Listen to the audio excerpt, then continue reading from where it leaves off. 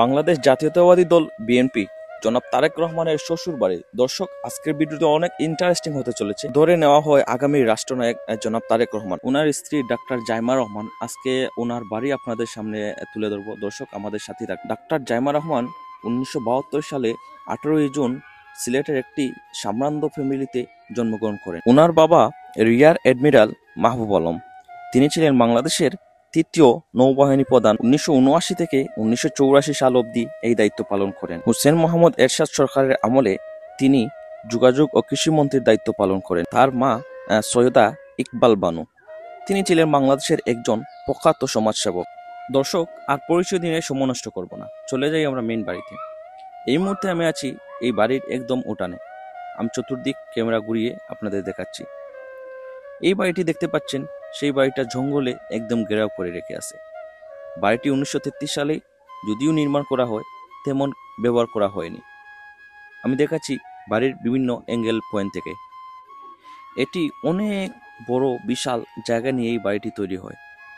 বাড়িটি খুবই পুরনো। এখন আপনারা দেখতে পাচ্ছেন বিশাল বড় একটি দিঘি। এই পুকুরে অনেক সময় গোসল করতেন।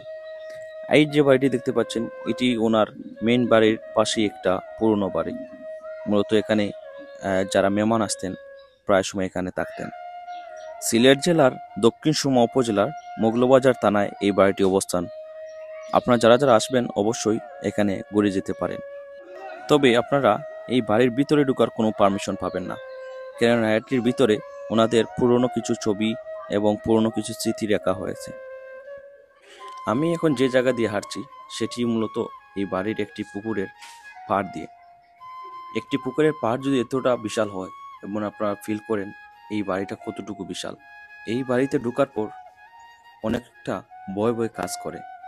আমরা অনেক সময় দাদা দাদির কাছ থেকে কিছু গল্প শুনতাম।